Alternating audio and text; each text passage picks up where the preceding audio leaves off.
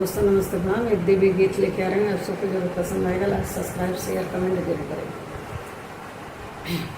चारों कोठरिया यानियारी हो दिया न कौन कौन बारी। चारों कोठरिया यानियारी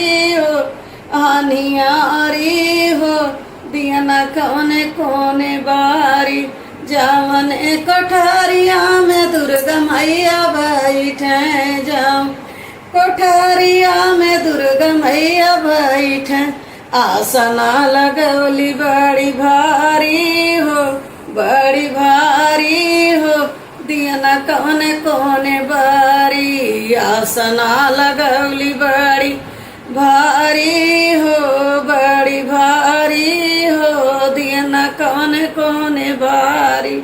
चारों कोठरिया यानियारी हो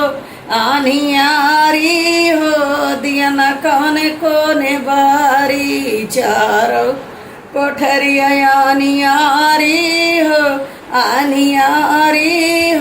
दिया न कौन कौन बारी। जावन कोठारिया में शीतल मैया बैठे, जावन कोठारिया में शीतल मैया बैठे।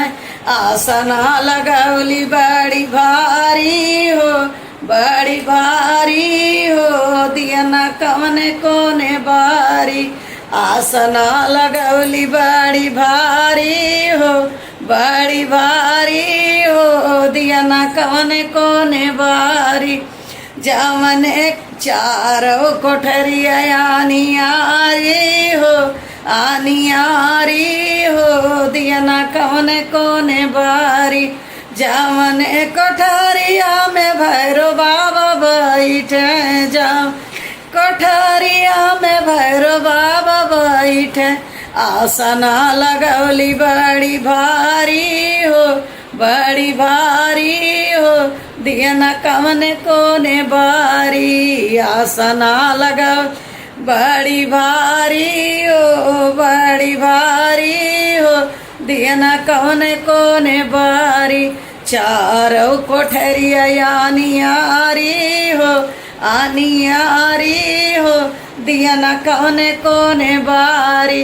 जावन कोठरिया में चुन्ना बाबा बैठे, जावन कोठरिया में चुन्ना बाबा बैठे।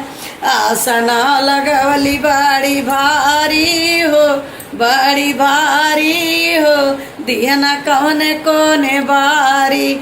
आसना लगवली बड़ी भारी हो, बड़ी भारी हो दिया न कौन कौन बारी। चारों कोठरिया यानियारी हो दिया न कौन कौन बारी।